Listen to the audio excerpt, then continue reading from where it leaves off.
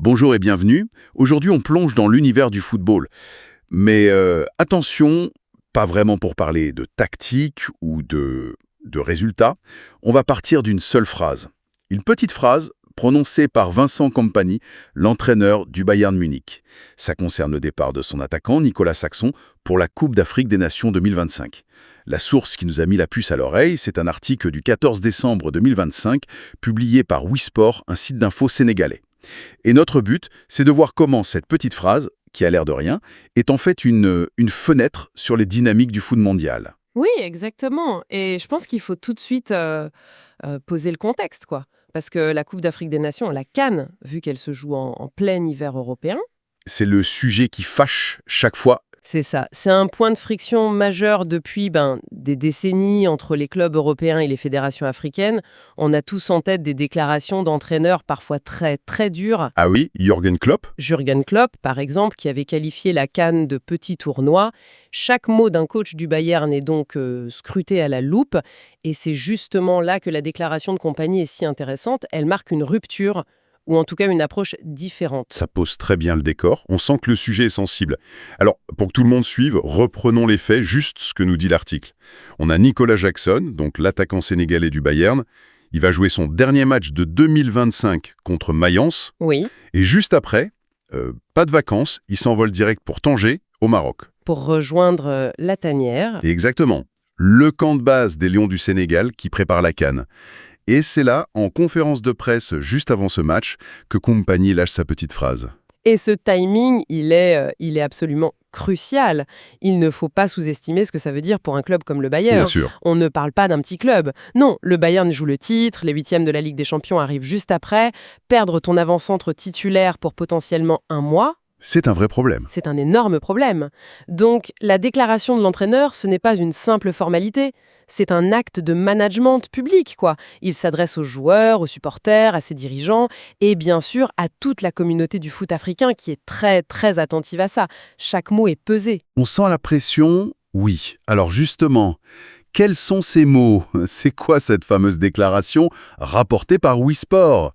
Alors je cite, « Il semblerait qu'il parte après le match contre Mayence.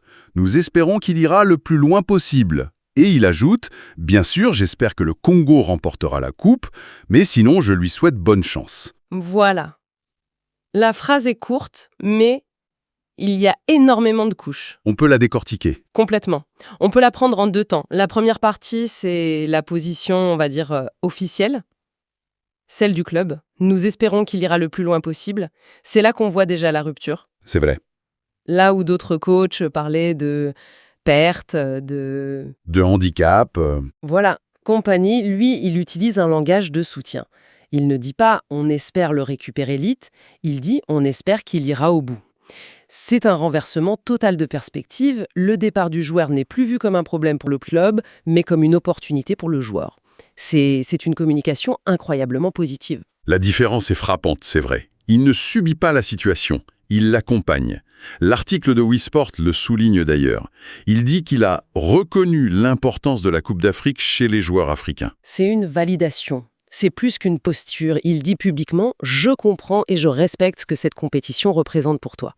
C'est un message très fort pour le joueur qui se sent soutenu au lieu de se sentir coupable de partir, tu vois. Ça change toute la dynamique. Absolument. Mais c'est la deuxième partie de la phrase qui fait tout basculer. On y arrive, ce fameux « bien sûr, j'espère que le Congo remportera la coupe ». À première vue, c'est une blague, un clin d'œil. Est-ce que c'est pas juste de la bonne com, un peu de média training pour détendre l'atmosphère? Alors, ça pourrait l'être, on pourrait se dire ça. Mais en fait, c'est bien plus. Pour comprendre la portée de cette phrase, il faut savoir qui est Vincent Kompany. Et l'article, justement, nous donne la clé en une ligne. Il est d'origine congolaise par son père. Ah oui. Et ça change tout. Ça change absolument tout. Son histoire familiale, elle est essentielle. Son père, Pierre Kompany, a fui le régime de Mobutu au Congo. Il est arrivé en Belgique comme réfugié politique. C'est ça. Et des années plus tard, il est devenu le premier maire noir de l'histoire de la Belgique.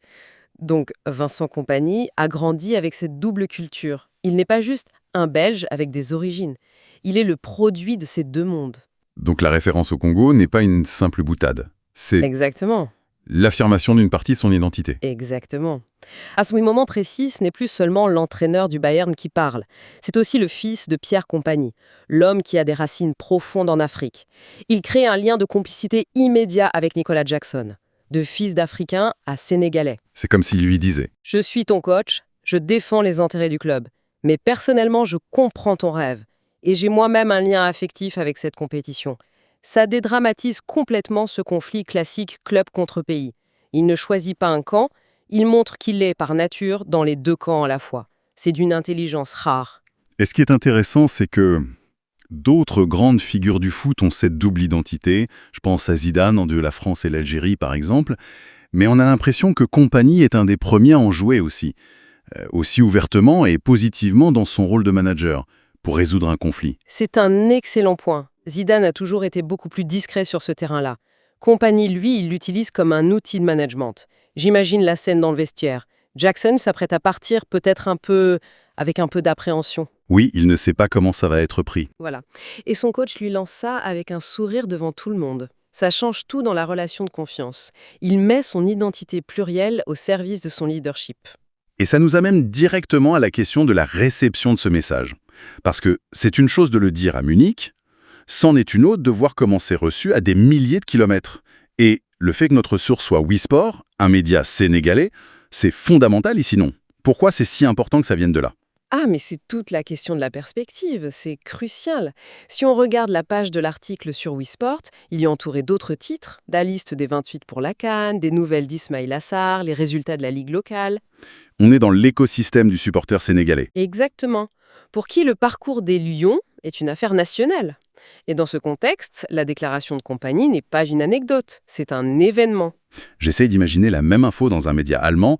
Le titre aurait été « Le Bayern va devoir se passer de son buteur ». Voilà. On aurait cité la première partie de la phrase pour dire que le coach gérait bien la situation, mais la blague sur le Congo, Elle serait passée à la trappe. considérée comme un détail. Très probablement.